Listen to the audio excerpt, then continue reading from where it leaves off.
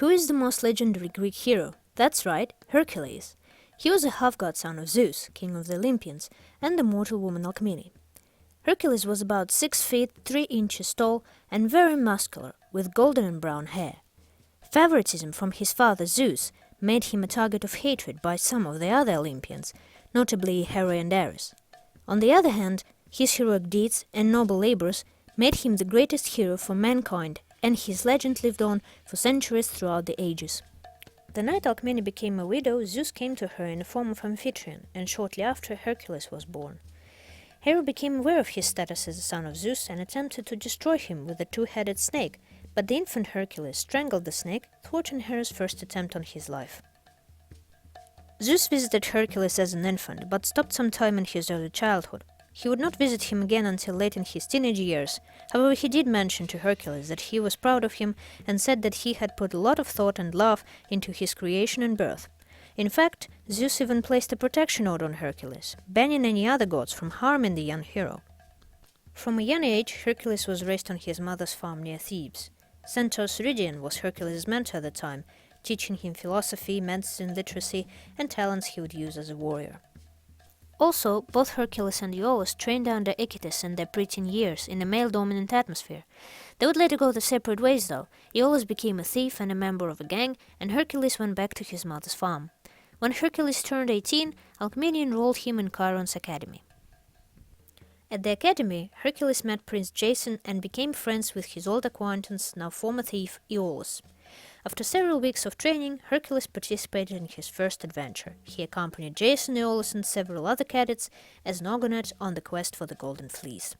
All in all, during his years at the academy, Hercules went on many adventures with his friends and ran afoul of the gods Ares, Bacchus, Discord, Strife, and Apollo multiple times.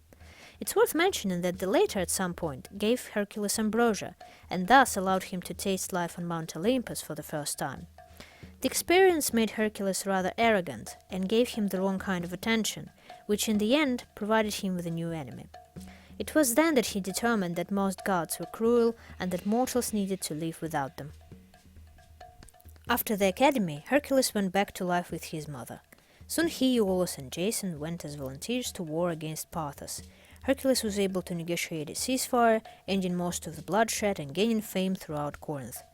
Also around this time, Hercules performed some of his first labors, including slaying the Erymanthean boar and the Nemean lion. Later he saved the town of Gargarensia from attack by Amazons and discovered the lost kingdom of Troy before meeting his future wife Deianira, during a time when, thanks to Hera, the earth was without fire. After the marriage, Hercules stopped adventure and settling down to a family life. Years later, he was pulled back into action when a hole to the underworld was inadvertently opened in a small town Griffon. For some time after sweeping up the mess there, Hercules had continued life with his family, while also occasionally answering requests for assistance. During this peaceful time in Hercules' life, Hera once again attacked. She destroyed his family with a fireball, and that sent him into a downward spiral for a short time. Hercules briefly took it upon himself to destroy Hera's temples, until his friend Iolaus visited and convinced him to honor his family by helping rather than harming others. Hercules didn't return home, but instead began wandering the countryside, performing good deeds. He spent much of the next year wandering the countryside alone. His journeys expanded after he began teaming up with Iolaus again. For example, Hercules defeated Warlords Xena, whom afterwards he put on the road to redemption. These actions dramatically altered the course of history, quite likely for the better, as without Hercules' influence, Xena would have brutally conquered and ruled the known world. Instead, however, she became as great a champion for good as Hercules himself. Hercules met his second wife Serena when he went to Serenia to rescue the last of the Golden Hinds. At the time, he didn't realize that Serena was in fact the Golden Hind in human form, although he suspected it and found it out soon enough. Regardless, Hercules fell in love with her, ending his adventures to settle down in Serenia. After marriage, now human Serena was viciously murdered by Strife, who framed Hercules in the process. Hercules' name was cleared, but despite this, he still blamed himself for what happened and left Serenia traveling by himself once again. Soon, with the help of Autolycus and the Chronostone, Hercules was able to bring Serena back to life by changing the past. He also restored her mortality, but later she met and fell in love with another man. Feeling closure, Hercules left to journey with Iolaus. Following his mother's death, Hercules was approached by Zeus, who asked him to live on Mount Olympus. He accepted it before finding out that it was all part of a ploy in picking sides in the war against Hera. Although deceived at first, he later used his powers to defeat Hera and sent her down into the abyss of Tartarus. After that, Hercules decided to leave Olympus and spend the rest of his life as a mortal. For a short time, he and Iolaus remained in Greece, but soon left for Sumeria when they were approached by an emissary of King Gilgamesh. Two friends journeyed to Sumeria thinking that they would help the people there to fight back against their petty gods. Soon, however, Hercules discovered he was used by Dayhawk, who even killed Iolaus in search of a warrior heart. After Iolaus' death, Hercules immediately ventured into the Sumerian land of the dead in an attempt to restore him. This turned out to be impossible, and Hercules was resolved to a universe without his friend. Destroyed by grief, he took a ship and sailed to the end of the known world, in the land of Hera, where he came across Druids and Celts who believed him to be their chosen one. Druid of knowledge, Mabon, helped Hercules to take a new lease of life, so he was able to stop the menace of the demigoddess Morrigan by making her the Druid of justice. He also helped the Celts fight off an attempted invasion by Julius Caesar. Then Hercules sailed west from Hera to the Northland. Although he was at first merely a pawn in Loki's, or rather Dayhawk's, scheme, he still was able to prevent or at least postpone Ragnarok from destroying the earth. After that, Hercules briefly returned to Hera, but soon had a prophetic nightmare, so he traveled back to Sumeria together with Morrigan. There he discovered that Dayhawk had possessed Iolaus' body. After a short confrontation with Hercules, he fled to Greece.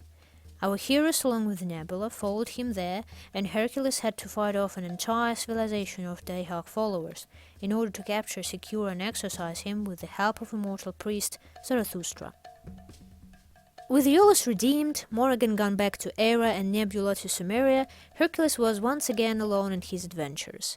He restored the Olympians to the earth after they had hid from Dayhawk in the strange reality, which Hercules had already encountered long before. There, he met once more with Iolaus' counterpart, Iolaus II, and they left together back into our hero's reality, where they traveled together for a while. They briefly stayed at the Chiron's Academy, where Iolaus II tried himself as a babysitter, and Hercules served as a headmaster, before permanently turning over the reins to Jason. Later, Hercules restored Nautica to her rightful place of the sea warmer? Never mind. As it happened, Iolaus II was in love with the girl, and so he left the land to live as a merman with her. Hercules wouldn't be alone for long, though.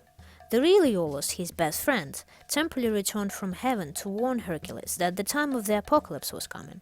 Together, our heroes, with unlikely help from Ares, were able to stop the archangel Michael from unleashing the four horsemen and destroying the earth. For disrupting the apocalypse, Iolaus was expelled from the Guardians of the Light and consequently brought back to life as a full human being alongside Hercules, who was more than happy with the situation. Together, Hercules and Iolaus continued doing what they did best, and one of Hercules' major feats around that time was destruction of the Titans, Atlas, Helios, and Oceanus, that were inadvertently unleashed by young god Evander. During this crisis, Hera was restored to Olympus, but gave up her anger at Hercules, ending their long feud and promising a more harmonious Olympus from now on. Hercules and Iolaus briefly retired following the incident, but changed their minds a couple minutes later.